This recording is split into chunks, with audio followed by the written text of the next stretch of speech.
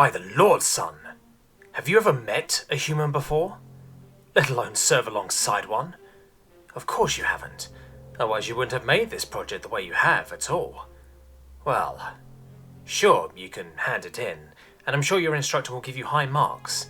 It's well written, and from the things he said, I'm sure he'll agree with what you said. Your presentation is fine, it's the material that's bogus. You're absolutely correct. Their emotions are their biggest weakness, but you misunderstand. It's also their greatest strength. Have you heard of the Human Contact War? Do you know about it? I didn't think so, since it wasn't in the project. Forians were the first to wage war with humans. They thought the Navarian colonies would be a nice addition to their frontier. Think about it from their perspective. It was close to their colonies. By this time we'd known about the humans. We knew their emotions were the most unstable of all known FTR species just by what we've learned of their history. The Forians thought they'd buckle. If they had taken the time to study human history, they'd have known better. But since when did the Forians care to learn about inferior species? You'll learn about this if you take any human studies. Their second interplanetary war, son. Before they entered the space age and homogenized, they fought themselves. There was a large country that was pacifist, uninvolved and disinterested in engaging in war. Small military, but large and full of resources. Sound familiar? Well, a naval base in one of its islands was attacked, meant to make the country capitulate and keep out of the attacking country's conquest. The attacked country, the United States, switched over into a war footing. Conscripts filled her ranks, industries poured out arms at an unprecedented rate, and that country became one of the dominant powers on their planet for almost 100 years. The Forians jumped in, blew the human ships out of orbit and landed in force. Because they wanted the resources, son. That's why they didn't raise the planet. It would destroy the crops and livestock. The biology is close enough. They wanted to keep it as a colony. Anyhow, it's once they landed that they had problems. Some settlements surrendered, but some always do. This colony in particular had attracted an interesting culture of humans. Australians, Americans, Afghans and Mongols. Those humans have a strong tradition of firearms ownership, and an even stronger history of insurgencies, more recently when the homogeny was imposed.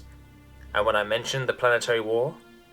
No less than 75 standard hours after the news reached Earth had their military fully mobilized, their Supreme People's Congress declared a state of war, and their factories prepared, if necessary, to convert to full wartime production. And those 75 hours were hell for those Forian troops.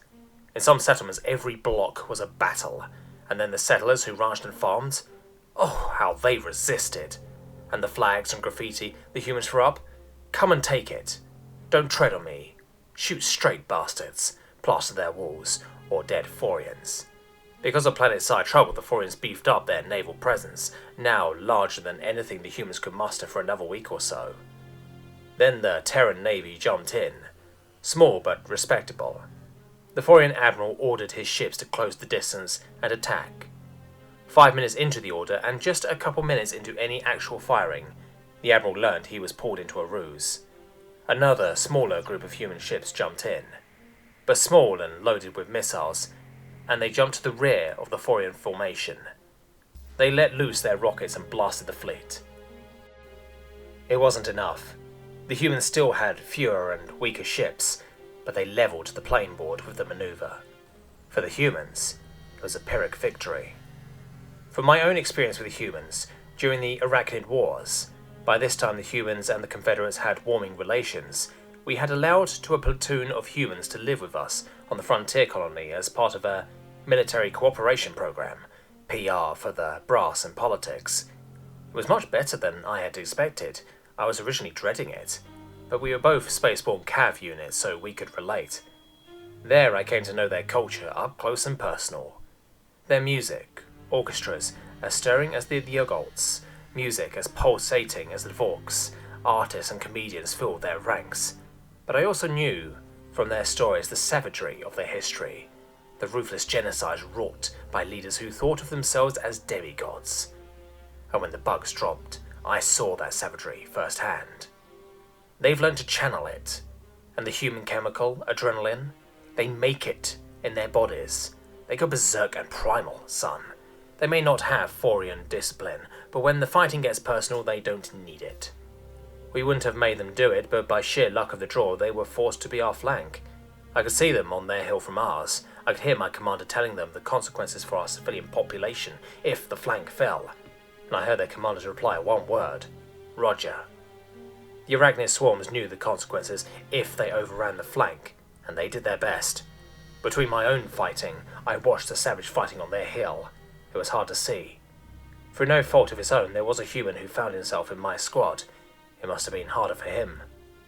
But the waves kept coming, and the humans kept repelling the assaults. Soon our commander had to inform them we would soon run out of ammunition to resupply them, but our artillery would keep it up. The human called in fire support closer and closer. I could hear their commander over our commander's radio. 5th Cav will hold to the last. Keep the artillery rounds coming. When at last we had to tell the humans we could no longer resupply them, we got another one-word reply: Roger. I saw them all do something at once to their rifles. The human in my squad had to explain to me they were fixing bayonets. Bayonets? We quit issuing bayonets over a century ago. As the final swarm rushed their hill and penetrated their lines, the human commander gave his final radio comm. Blast the hill to hell. Level it. Then told our commander that he'd drink with him on the other side. With artillery rounds indiscriminately pummeling the hill, arachnid and human alike, the humans charged down the slope. Those who had their final clip burned it at point-blank range before joining their brothers in hand-to-hand combat. I saw one who had his legs ripped off detonate an explosive to take out himself and a few bugs. The flank fell, but we saved unquantifiable civilians because of their stand.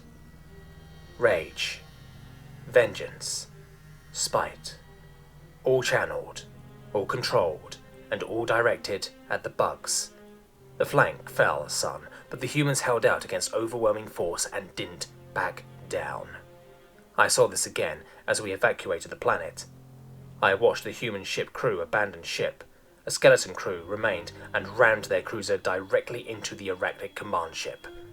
I asked the human in my squad, why?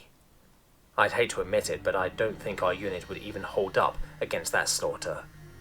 He shrugged and explained, just to fuck you, you know? If they're going to win, we'll make them pay for it.